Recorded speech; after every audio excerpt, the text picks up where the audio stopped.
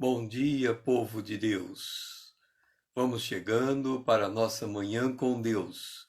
Vamos orar em conformidade com o tabernáculo. Nós vamos caminhar por 6 estações. Em cada estação, 10 minutos, completamos 1 hora para estarmos na presença de Deus. É muito bom ter você junto comigo nesta manhã. Nós somos o povo de Deus, o povo que ele pastoreia. Salmo 95, o versículo 7. E ovelha de suas mãos, o rebanho sob os seus cuidados. Nós estamos nos preparando para iniciarmos esta manhã com Deus. Temos aqui atrás de nós o tabernáculo. São 6 estações. A nossa primeira estação é o altar de ouro. Aliás, a primeira estação é a Arca da Aliança. Bom dia, Lídia. Bom estar com você aqui esta manhã.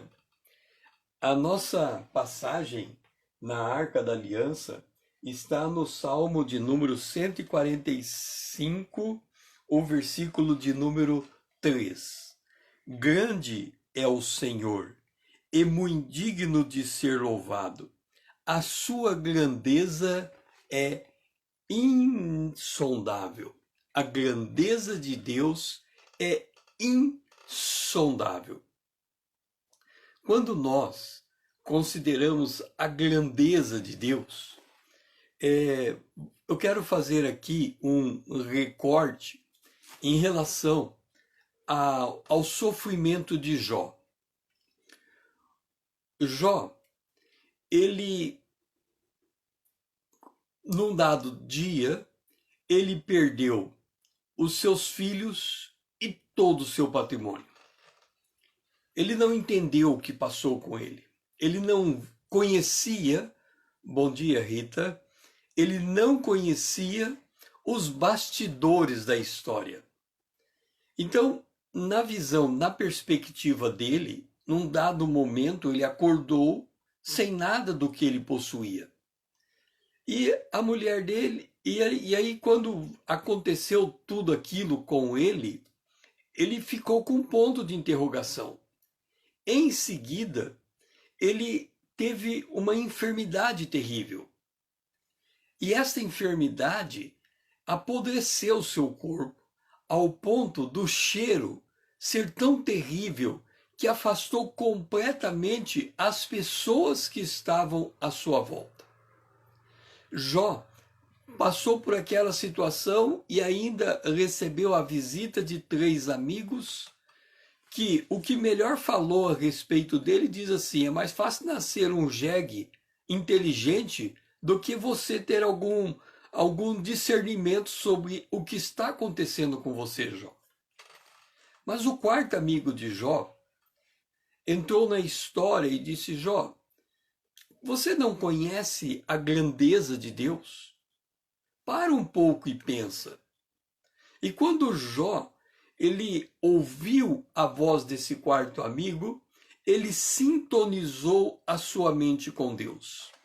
Então, quando nós estamos aqui nesta manhã, na nossa Arca da Aliança, no lugar santíssimo, nós temos que ponderar a grandeza de Deus à luz daquilo que está acontecendo conosco. Então, quando Jó sintonizou com Deus, Deus veio até Jó e fez mais de 50 perguntas. Eu creio que foram 70 perguntas que Deus fez a Jó. E Deus questionou Jó dizendo: porventura você estava presente no dia que eu lancei os fundamentos da terra? Esse dia, Jó não estava presente. Ele não estava lá no dia que Deus iniciou a criação dos céus e da terra. Veio o primeiro dia a luz, veio o segundo dia, ele separou água de água, veio o terceiro dia, ele colocou erva verde na terra, o quarto dia apareceram os luminares, o quinto dia ele fez os peixes e os pássaros, o sexto dia ele fez os animais e o homem à sua imagem conforme a sua semelhança. Jó não estava lá naquele dia. Mas qual é a conexão que existe entre o sofrimento de Jó e Deus chamar a atenção dele para a criação dos céus e da terra? Deus criou tudo em 6 dias. Ao 7º dia descansou.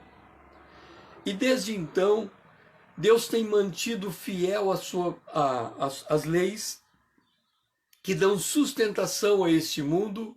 Todo dia o sol nasce e ele se põe. Todo dia nós nos alimentamos, porque ele havia dito que a erva verde, a árvore deveria produzir sementes segundo o seu fruto. E nós nos alimentamos disso. E Deus chega para Jó e diz assim: Jó, se você quiser que eu explique a tua existência, eu tenho que explicar todos os eventos desde o dia em que eles iniciaram, lá no primeiro dia, até o dia de hoje. Aí você poderia compreender por que você passa por essa prova.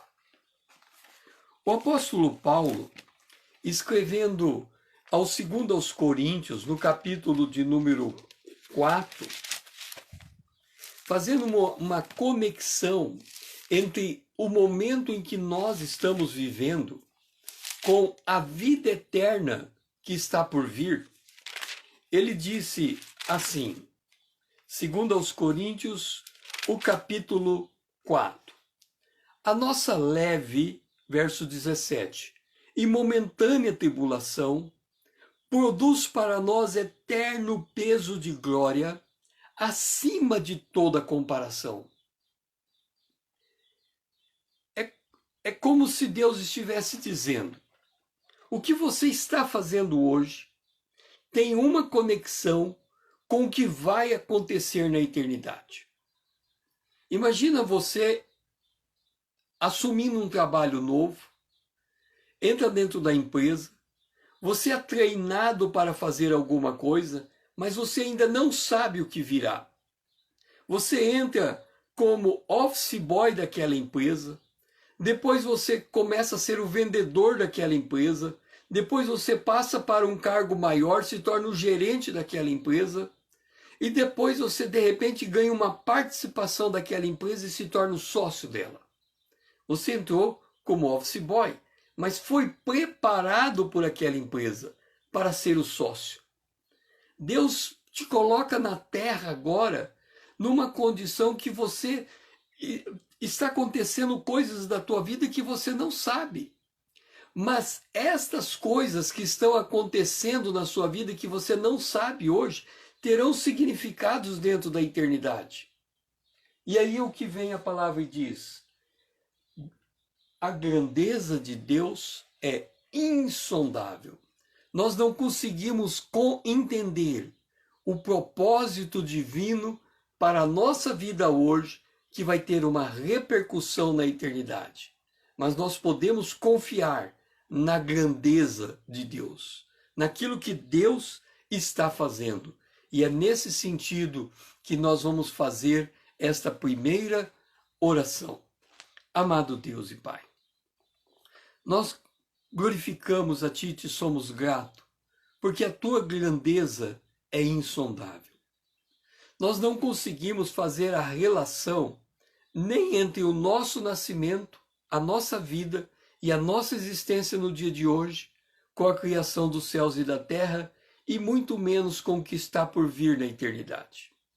A Tua palavra diz que é um peso muito leve o que estamos vivendo hoje, porque o Senhor está nos preparando para a eternidade. A gente não consegue imaginar como que as coisas que estamos vivendo, que nos afetam no dia de hoje, pode ter essa importância tão vital para os dias futuros que vamos viver.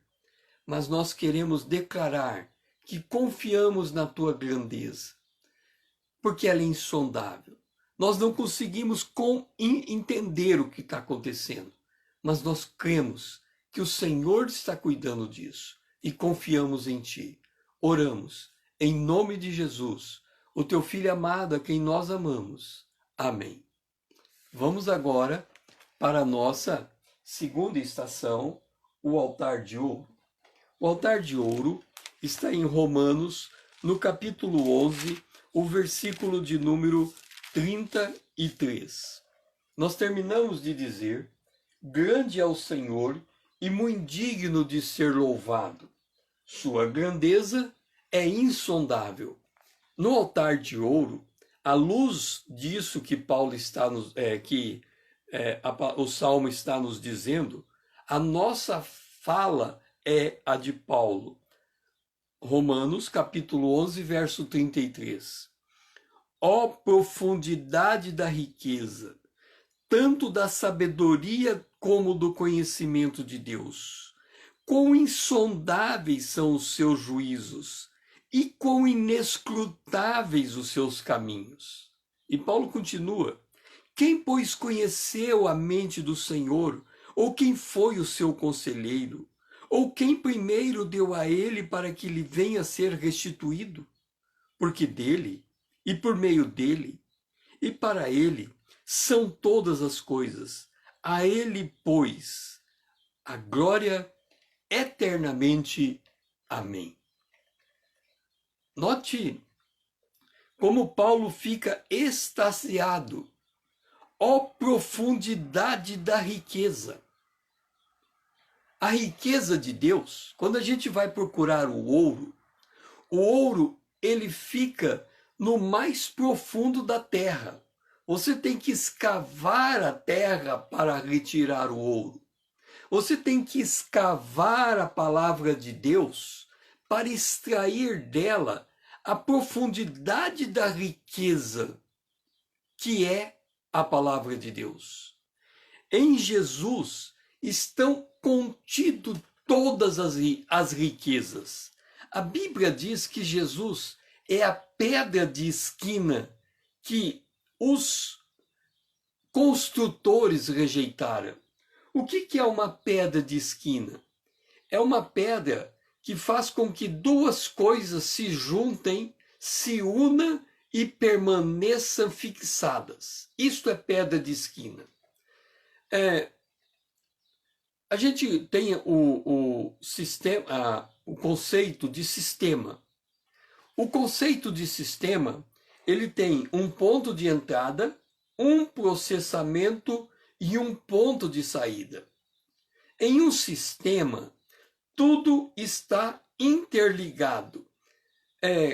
Por exemplo, você tem o sistema hidráulico, o sistema elétrico. O sistema hidráulico, você tem todos os canos, que está conectado com uma caixa d'água, em que você tem a caixa d'água conectada com o sistema de água do município. Aquela água transita por grandes canos por debaixo da terra, chega até a tua caixa d'água. A caixa d'água tem uma distribuição de canos que distribui a água por todos os lugares devidos da casa. Isto é um sistema. Ok. O que a Bíblia diz é que todo sistema tem pontos de contatos. Então você tem a caixa d'água e tem um cano que se une à caixa d'água. Esse cano, ele tira a água da caixa e distribui na casa. Se Jesus é a pedra de esquina que os construtores rejeitaram, ele é o que faz a intersecção entre o cano e a caixa d'água. Nesse ponto, Jesus tem que estar, porque se ele não está, quando você coloca o cano na caixa d'água, a água vai vazar. Você não conseguiu fechar inteiramente as saliências daquele ponto que faria com que aquilo ficasse isolado. Então, se você não isola devidamente, a água vai. Ok. Imagine você que Jesus, ele está na interconexão de todo o sistema. Vamos pensar entre os humanos, entre nós, a igreja, o corpo de Cristo. Quantos cristãos existem no mundo? 700 milhões? 800 milhões? Alguma coisa assim, contando nominalmente todos os cristãos. Ok. Cada cristão está ligado ao outro cristão pelo Espírito de Deus. O Espírito de Deus é que faz essa ligadura. Jesus é essa conexão. Ele conecta um cristão com outro cristão, com outro cristão, com outro cristão. Imagine todos os cristãos conectados em cada ponto, Jesus se fazendo presente para produzir essa conexão. Mas eu estou aqui com minha mão segurando a palavra de Deus, a Bíblia. Há uma conexão aqui entre a minha mão e a Bíblia. Jesus está nessa conexão. Você vai dizer assim, mas como que Jesus está nessa conexão aqui?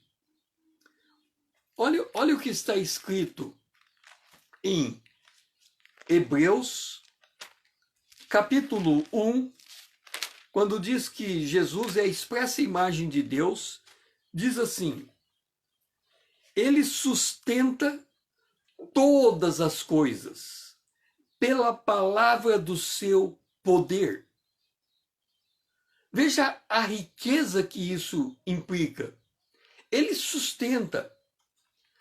Isso aqui, a Bíblia aqui, está sustentada na minha mão. Mas, ao mesmo tempo que a minha mão está fazendo essa sustentação na Bíblia, a palavra diz que Jesus está fazendo a sustentação da minha mão.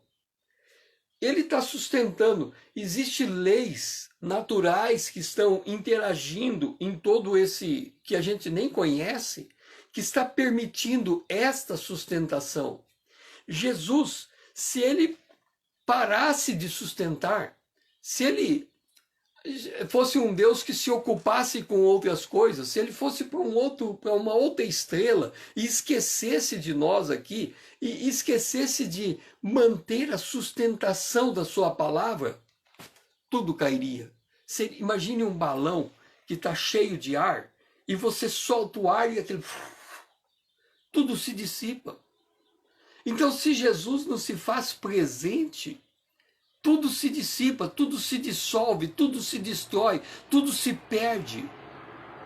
Por isso que o homem sem Cristo, ele nasce, ele cresce, ele morre. Depois da morte ele vai para o juízo, depois do juízo ele é lançado no lago de fogo. Porque tudo se dissolve, tudo se acaba, tudo se dissipa quando Jesus não se faz presente. E Paulo fala, quão insondável é essa riqueza. Quão insondável é a necessidade que temos da presença de Deus em nossa vida. E quando nós olhamos sobre essa ótica, ó profundidade da riqueza, tanto da sabedoria quanto do conhecimento de Deus. Paulo está dizendo, em tudo existe o mover, a mão, o poder, a graça, a magnitude de Deus. E quando nós sairmos desse momento de oração e entrarmos no nosso dia a dia, o que cabe a nós reconhecermos é a presença de Deus por sua sabedoria e pelo seu conhecimento de tudo aquilo que nos cerca, para que nós possamos sermos gratos a Deus e elevarmos a nossa consciência da presença de Deus nesse dia. E é nesse sentido que nós vamos orar nessa segunda estação. Senhor, nós estamos aqui. Nós somos pequenos demais para conseguirmos entender a grandeza da riqueza, da tua sabedoria e do teu conhecimento. Nós vamos estar lidando com situações no dia de hoje, Senhor, interagindo com pessoas, desenvolvendo processos, alcançando vitórias. E em tudo isso existe uma sabedoria do Senhor, existe um conhecimento de Deus que precisa ser apropriado e precisa ser traduzido em equivalência física, que precisa ser traduzido em paz, em alegria, em bondade, em vida, em vitória. E nós precisamos, Senhor, e nós precisamos de Ti, desse discernimento da Tua presença, de discernimento dessa riqueza. Mas desde já, nós somos gratos a Ti, porque o Senhor tem cuidado de nós. O Senhor tem nos dado coisas absolutamente maravilhosas, que a gente não pode entender o alcance delas, mas dá-nos um vislumbre disto. Nós oramos agradecidos, em nome de Jesus, Teu Filho amado, o nosso irmão a quem nós amamos. Amém. Vamos agora para a nossa terceira estação, a mesa de pães. Efésios, capítulo 1, o verso 18 e 19. Nós estamos falando dessa riqueza de Deus. E para essa riqueza de Deus, nós temos que iluminar os olhos do nosso coração. Então Paulo escreve assim: iluminando os olhos do vosso coração, para saberdes qual é a esperança do seu chamamento, qual é a riqueza da glória da sua herança nos santos, e qual a suprema grandeza do seu poder, para os que cremos, segundo a eficácia da força do seu poder. Vamos tentar entender aqui algumas coisas importantes. A primeira, Paulo fala que o nosso coração tem olho. Normalmente nós associamos o nosso olho com o que estamos vendo. O nosso coração está dentro de nós. Se nós olharmos o tabernáculo, aquela parte negra ali é o lugar santíssimo. O lugar santíssimo tem dentro dele a arca.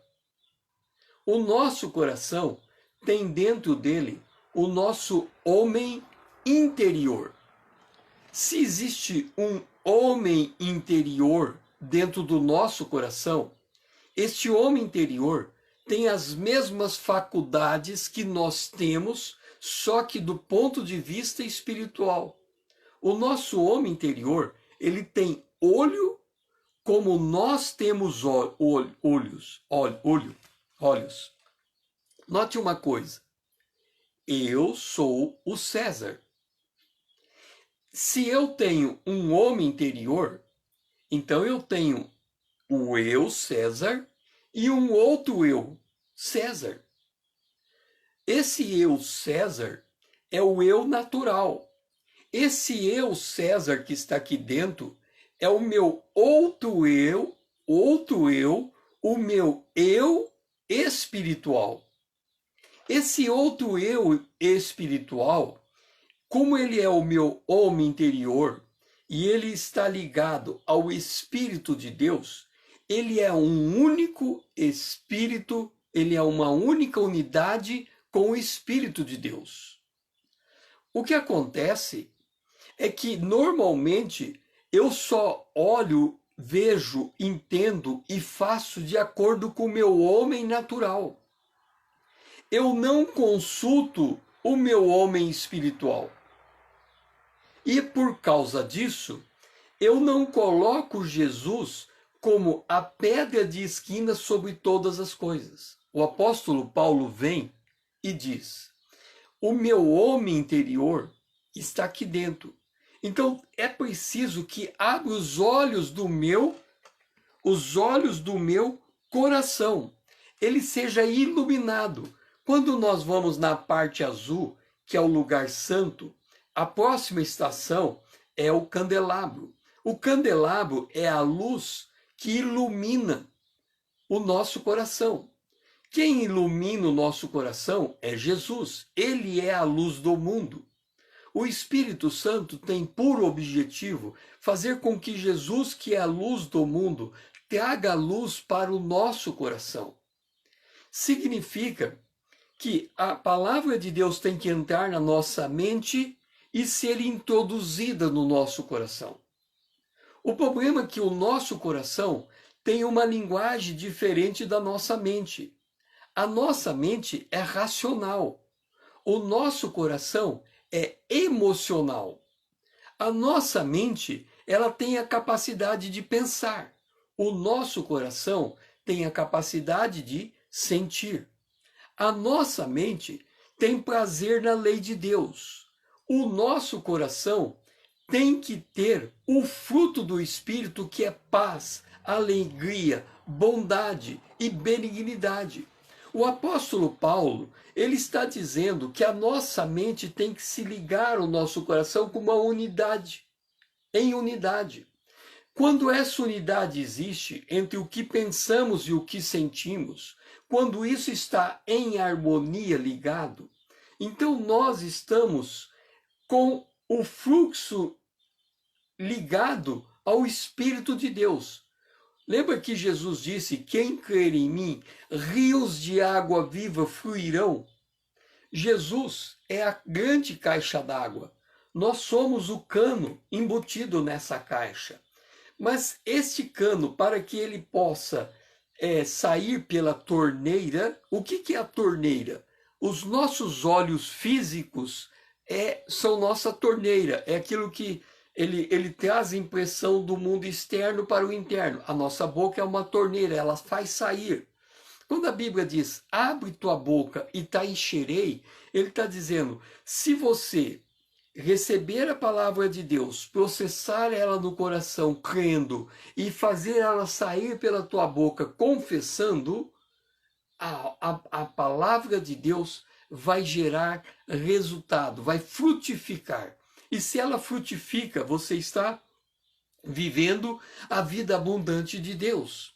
Então Paulo vem dizer aqui, nós precisamos ter os nossos olhos iluminados. E nesse café da manhã, em que nós estamos aqui nos alimentando do pão da vida, Jesus é o pão da vida, ele está dizendo, abra o teu coração para entender o teu chamado. Nós somos chamados para estarmos na presença de Deus, e quando sairmos desse momento de oração, nós somos chamados para servirmos a Deus. Então, somos chamados para adorarmos a Deus e somos chamados para servirmos a Deus. Da nossa adoração vem o serviço. Na nossa adoração, nós recebemos a instrução para aplicar no serviço. Então, quando nós entendemos o nosso chamado, que é de ser adorador, Deus busca adoradores, então nosso chamado é sermos esse adorador, e nós somos chamados ao serviço, então nós começamos a ter harmonia dentro de nós. A nossa mente se liga ao nosso coração, nós passamos a ter integridade dentro de nós. E Paulo fala, e conhecer a riqueza da sua herança nos santos. Há uma riqueza na nossa herança. O que é a nossa herança? Nós fomos selados com o Espírito Santo. A trombeta vai tocar. Jesus vai vir. Nós vamos subir com ele. E quando nós encontrarmos com ele nos ares, nós vamos receber galardões por tudo aquilo que nós fizemos na presença de Deus. E com esses galardões recebidos, nós vamos entrar diante do Deus, o Pai, lá no trono, no terceiro céu. E quando chegarmos no trono, nós vamos ocupar um dos 24 tronos. E quando estivermos assentados, num dado momento vamos nos prostrar de joelhos. Vamos pegar a nossa coroa que recebemos como galardão e vamos entregar a Deus o Pai, lançando aos pés do trono do soberano de todo o universo. Por quê? Porque nós estamos entendendo a nossa herança nos santos. E nós estamos entendendo o poder de Deus que existe em nosso coração, na presença do outro eu, o nosso homem interior. E é nesse sentido, nessa estação, que vamos fazer esta oração. Amado Deus e Pai, nós, Senhor, temos a mente de Cristo e temos no nosso coração o homem interior. Pai, muitas vezes a gente quer uma coisa e sente o desejo de outra. E há um conflito interno entre nós. Mas nós precisamos e estamos sendo chamados a alinhar a nossa mente com o nosso coração. Que nessa manhã a gente possa entender um pouco disso, Senhor. Que nós temos que sentir aquilo que pensamos, nós temos que pensar aquilo que sentimos. Nós temos que sentir a paz que excede todo entendimento. E temos que pensar no príncipe da paz. Nós temos que sentir amor para com Deus, para conosco e para com os que nos cercam. Mas nós temos que pensar no Deus de amor. Nós temos que sentir, Pai, a presença do Teu Espírito, mas nós temos que adorar em espírito e em verdade. Pai, que haja nesse dia esse alinhamento entre quem nós somos, o que nós pensamos e o que nós desejamos. Para que nesse alinhamento o Espírito de Deus possa fluir de acordo com a nossa chamada, de acordo com a nossa herança e de acordo com o Teu poder presente em nosso ser.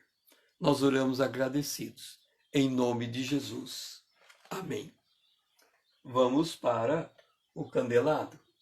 O candelado está em 2 Pedro, capítulo 1, o versículo de número 3. 2 Pedro 1, o versículo de número 3. Visto como pelo seu divino poder nos tem sido doado todas as coisas que nos conduzem à vida e piedade, pelo conhecimento completo daquele que nos chamou para a sua própria glória e virtude.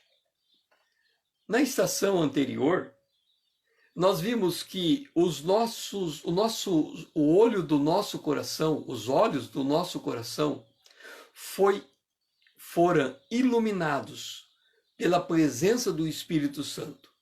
Agora nós estamos diante do candelabro, que é a figura do Espírito Santo. E nesta figura do Espírito Santo, o apóstolo Pedro está dizendo que o divino poder de Deus nos deu todas as coisas, nos doou, nos presenteou. Vamos entender esse divino poder de Deus. Lá em João, capítulo 1, verso 2, diz assim: todos que receberam Jesus, Deus lhes deu o poder de se tornar filho de Deus. Quando a gente recebe Jesus, entra um poder dentro de nós. Esse poder que entra dentro de nós é o Espírito de Deus. Quando a gente conhece a Deus, imediatamente conhecemos o Espírito, porque ele passa a habitar dentro de nós. Esse poder, ele nos doou, ele veio consigo tudo que pertence a Deus. O apóstolo Paulo, em Coríntios, ele diz: tudo é nosso, nós somos de Cristo e Cristo é de Deus. Tudo é nosso. O universo é nosso. A terra é nossa. Todas as coisas nos pertencem. Mas por que a gente não consegue ter esse discernimento? O apóstolo Pedro vem e diz: pelo seu divino poder, ele nos doou, pelo conhecimento completo daquele que nos chamou para a sua glória e virtude. Há uma relação entre aquilo que conhecemos de Deus e aquilo que fazemos com Deus. Daniel disse que o povo que conhece o seu Deus fará proezas. Então a coisa mais importante que tem é adquirir o conhecimento de Deus. Esse dia, o salmista disse: este foi o dia que o Senhor nos fez. Por isso, estejamos alegres. Como é que Deus faz esse dia? Você vai dizer: mas o sol nasce, se põe, vem a noite, vem o dia. Lembra que em Hebreus diz que Jesus sustenta todas as coisas pela palavra do seu poder.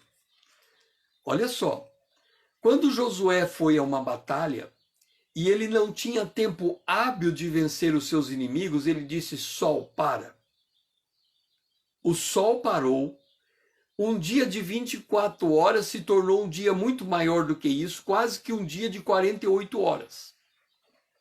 Você nunca ouviu falar que um dia de 24 horas se tornou um dia de 48 horas. Mas por que Josué teve a ousadia de mandar o universo parar?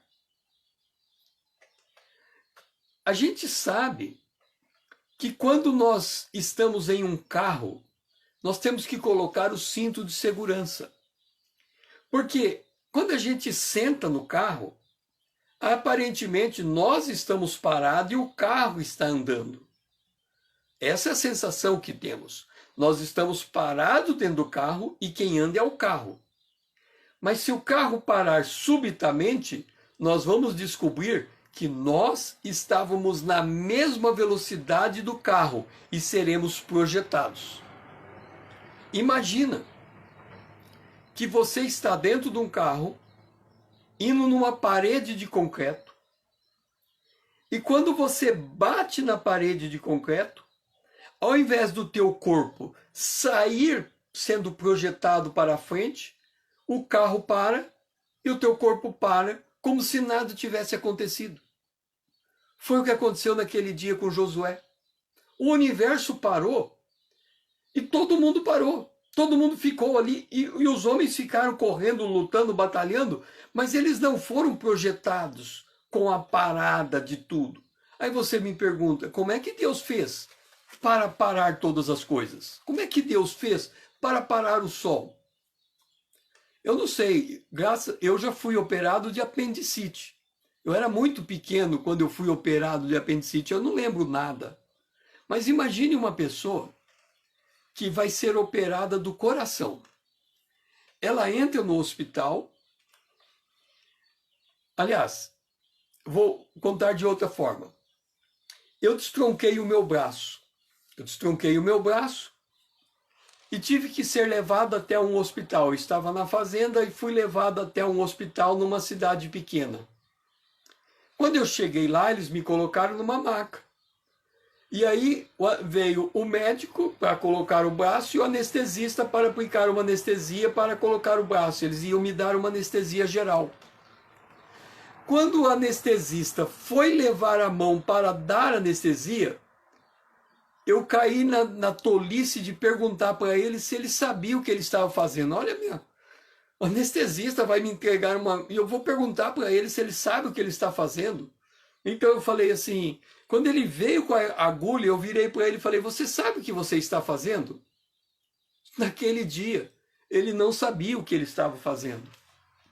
E ele deu mais anestesia do que devia. E a anestesia que ele me deu, ao invés de me fazer dormir, praticamente me levou à morte. Eu tive uma experiência de fora do corpo. Eu vi o meu espírito saindo do corpo, e eu estava mais ou menos como se eu estivesse no teto, olhando para baixo, vendo o meu corpo na maca. E quando eu estava no teto, como quem vai continuar subindo, eu ouvi a voz da minha mãe. E ao ouvir a voz da minha mãe, o meu espírito retornou ao corpo e depois eu acordei. Mas o anestesista errou na dose ali, não sei porquê. Mas se você vai operar do coração, você não vai chegar para o médico e perguntar para o médico como é que se ele sabe operar, abrir, fazer, tirar, colocar, costurar e ponto. Você não vai perguntar para ele, você parte do princípio que ele sabe o que faz. E quando nós olhamos para o nosso Deus, a gente parte do princípio que se ele vai resolver parar o universo, ele sabe o que faz, ele não precisa nos explicar. Então, se nós precisamos de um milagre, a gente olha para o milagre tentando explicar como é que Deus poderia fazer o milagre. Nós não temos que explicar nada. Ele sabe o que faz. O que nós temos que fazer é conhecer o nosso Deus. Quando nós conhecemos o nosso Deus, nós confiamos em Deus. E quando nós confiamos em Deus, nós fazemos coisas extraordinárias por causa do nosso conhecimento de Deus. E é nesse sentido que nós vamos orar nessa nossa quarta estação. Amado Deus, a gente, quando está numa mesa sendo operado do coração, a gente não pergunta para o médico se ele sabe o que faz. A gente confia e o médico opera. Assim também, Senhor, quando a gente precisa fazer uma oração a Ti, a gente quer fazer oração e ao mesmo tempo perguntar como é que o Senhor vai executar aquela oração. Não nos cabe isso, Senhor. E é por causa disso que há muita incredulidade em nosso coração. Porque ao invés de orar e confiar, a gente quer orar e entender o que o Senhor vai fazer. É como se a gente quisesse ser o teu conselheiro. Mas Paulo diz, quem esteve quando o Senhor criou todas as coisas, quem esteve lá para te aconselhar? Ninguém.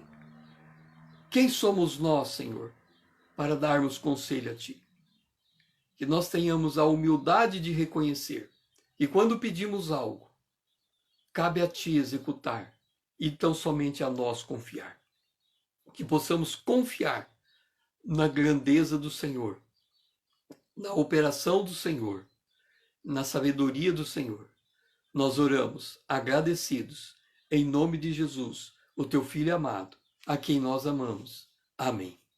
Vamos para a nossa quinta estação, que está em 2 Pedro, capítulo 1, o verso 10 e 11.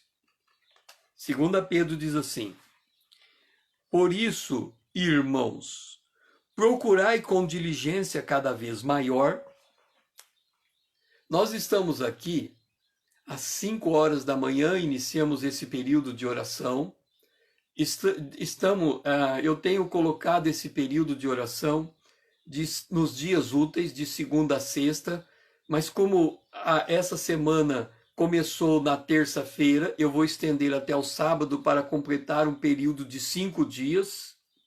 Então nós vamos ficar 5 dias na presença de Deus, mas a ideia desse projeto é de segunda a sexta, nos dias úteis por enquanto. Nós estamos aqui com diligência. Estamos fazendo as coisas com diligência. O apóstolo Paulo diz, o apóstolo Pedro, procurai com diligência cada vez maior. Quando eu iniciei esse projeto Manhã com Deus, eu tinha marcado a semana passada 5 dias. Eu não tinha pensado em dar continuidade nos outros 5 dias.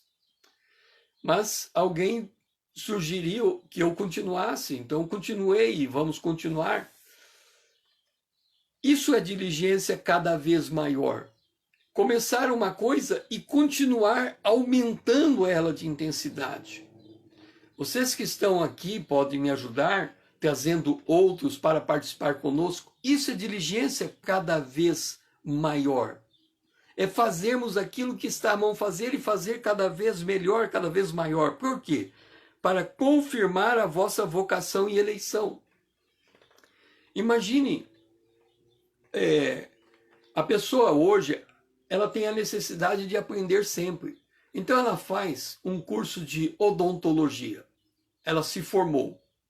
Depois ela vai trabalhar. Ela sente necessidade de fazer um mestrado. Ela vai lá e volta à escola e faz um mestrado. E continua trabalhando. Ela sente necessidade de fazer um pós-doutorado. Ela vai e faz o pós-doutorado e continua trabalhando. Ela sente necessidade de fazer mais um curso de aperfeiçoamento e ela continua trabalhando. Agora, note o seguinte. Quando a gente quem não fez mestrado, quem não fez doutorado, ele deve pensar assim. Uma pessoa que faz uma faculdade, ele aprende administração, por exemplo.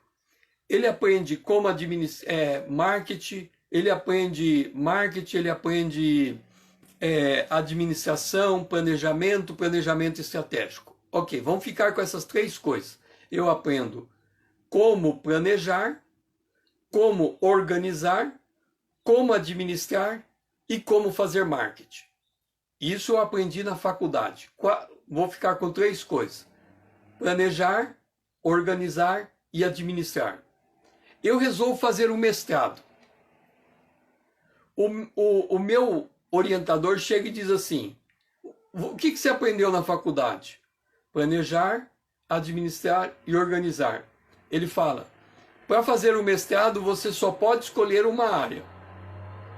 Ah, ok, planejar. Parei de estudar administração e organização. Para fazer o mestrado, eu só estou estudando o planejamento. Aí ele diz assim: o que você está aprendendo no planejamento? Eu estou aprendendo a construir a identidade organizacional da empresa, estou fazendo planejamento para 5 anos e estou fazendo o planejamento, o plano de ação do planejamento. Ele fala: para você fazer o doutorado, você tem que escolher só uma coisa. Aí eu falo: tá bom, eu vou escolher identidade organizacional. Então eu parei de estudar as outras coisas, estou estudando só identidade organizacional.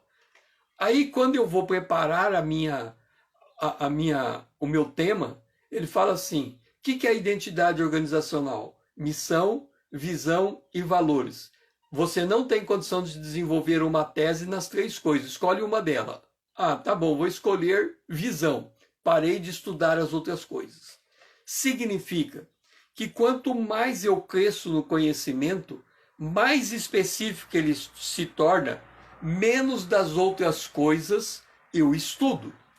Então, quanto mais doutor eu sou, mais especialista eu sou, mas mais emburrecido eu também sou. Uma coisa está ligada na outra. Eu não posso abraçar o mundo com as mãos. Paulo vem e diz assim: você precisa confirmar a sua vocação. Quando eu termino o doutorado, a única coisa que eu sei é como acontece uma visão. O resto eu parei de estudar. Para eu continuar sendo confirmado como administrador, eu tenho que terminar o doutorado em planejamento estratégico, em visão, e voltar para outra área e continuar estudando aquela área, e continuar estudando, e continuar estudando. O que é a vida eterna? Imagine que eu conseguisse, em 1 bilhão de anos, dominar a área da administração. Aí eu precisaria passar mais 1 bilhão de anos para dominar a área da odontologia. Eu precisaria de mais 1 bilhão de anos para dominar a área. Agora multiplica todas as áreas de conhecimento. Quantos anos nós precisamos de eternidade para dominar todas as áreas? E ainda não deu tempo de conhecer Deus pessoalmente, porque estamos dominando somente as coisas que ele criou e nem chegamos ainda à essência de Deus. Então, ele vem e diz assim: porquanto, se você proceder assim, se você buscar esse conhecimento, buscar esse entendimento, buscar a tua vocação, você não vai tropeçar em tempo algum. O que ele está dizendo? Que a gente tropeça porque não entende. A gente tropeça porque não tem conhecimento. Geralmente, quando a gente tropeça, a gente culpa a circunstância, o governo, as pessoas, aqueles que estão ao nosso lado, mas não entende. O que a gente não entende é que o tropeço vem porque a gente não conseguiu entender. E quando nós não entendemos, deixe-me ver uma coisa aqui. Quando nós não entendemos, nós passamos por dificuldade. Então Pedro vem e diz assim: vamos aplicar-nos com diligência para entendermos a nossa vocação e a nossa eleição, porque se fizermos isso, o dia de nós, o nosso dia, o dia de hoje, aquilo que vamos executar nas próximas horas, nós vamos fazer de tal maneira que não vamos tropeçar, não vamos cair, não, o nosso estado de ânimo vai manter estável, a nossa mente vai estar ligada em Deus, o fruto do Espírito vai estar sendo desenvolvido, porque nós não vamos vacilar.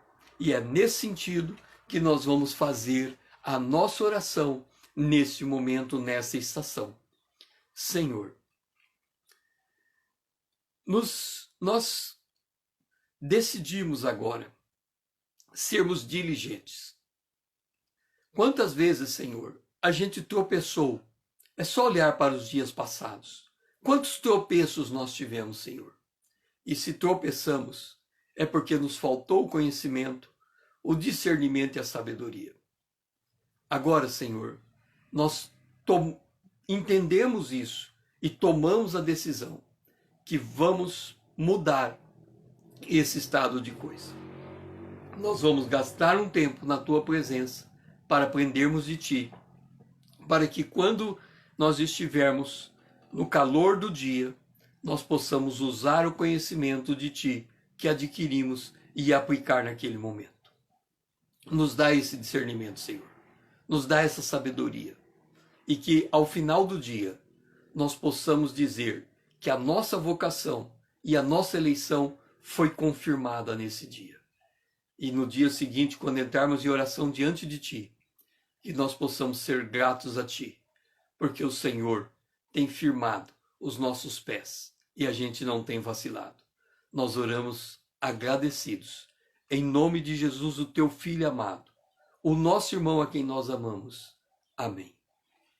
Vamos então para a nossa última estação, que está em 1 Tessalonicenses, no capítulo 1, no versículo de número 10. 1 Tessalonicenses, capítulo 1, o versículo de número 10. Diz assim: para aguardardes do céu o seu Filho, a quem ele ressuscitou dentre os mortos, Jesus, que nos livra da ira vindoura. E aguardar do céu, o seu Filho. Deixa eu te dizer uma coisa. Depois eu vou fazer uma live sobre a paz que excede todo o entendimento. Eu adquiri essa paz por volta dos 26 anos e nunca mais ela me deixou. O que essa paz que excede todo o entendimento faz em minha pessoa? Quando eu estou trabalhando pressionado, as pessoas estão me pressionando, muita pressão, mas pense em muita pressão. Quando eu estou trabalhando com muita pressão, eu estou trabalhando normal, é um dia normal para mim. Quando eu estou trabalhando sem nenhuma pressão, é como se eu estivesse de férias. Quando eu estou de férias, eu nem sei explicar como é que eu estou, porque a paz é tão grande que é como se, trabalhando em pressão, eu trabalhasse de férias. É mais ou menos essa ideia. Como que alguém pode trabalhar sob pressão e trabalhar em férias? Entenda isso. A nossa mente jamais cansa. A nossa mente jamais cansa. Aí você vai dizer, por que eu estou deprimido? Por que eu estou eu estou sem ânimo para fazer as coisas? Porque o que está na tua mente são coisas que não deviam permanecer dentro dela. Por exemplo, não deveria permanecer dentro da tua mente a ansiedade. Agora, entenda uma coisa. Não existe cristão que não fique ansioso. A ansiedade ela é inerente ao ser humano. Mas o que é a ansiedade? Observa um detalhe. Nós temos o nosso corpo com temperatura. Agora, por causa da pandemia, em todo lugar que a gente vai, a nossa temperatura é aferida. 35, 36 graus. Se nós estivermos com 37,5 graus, significa que há o prenúncio de uma enfermidade. A temperatura declara que tem uma enfermidade, mas ela não diz qual é a enfermidade. Quando você põe o termômetro e tira, ele fala, você está com febre. Aí vem a pergunta, mas qual é a doença? Eu não sei qual é a doença. A ansiedade é o termômetro do espírito. Quando a ansiedade surge, significa que chegou a hora de orar. Por isso que Paulo diz, não fique ansioso por coisa alguma, antes leve a Deus em oração. Ele não está dizendo que você nunca vai ficar ansioso. O que ele está dizendo é que, quando a ansiedade chega, é hora de orar. Então a ansiedade é igual à febre. Quando a febre chega, é hora de ir ao médico para descobrir a enfermidade e fazer o tratamento. Quando a ansiedade chega, é hora de ir ao trono de Deus, colocar o que você está passando para que Deus entre com providência. Ok. Eu, quando adquiri a paz, que excede todo entendimento, eu adquiri baseado em João, no capítulo de número 14, o versículo de número 26 e 27. 14, 26, diz assim, 27 e 28. Deixo-vos a paz. A minha paz vos dou. Não vou lá dou como o mundo a dá. Não se turbe o vosso coração, nem se atemorize o vosso... nem se atemorize. Ouviste o que eu vos disse? Eu vou e volto para junto de vós.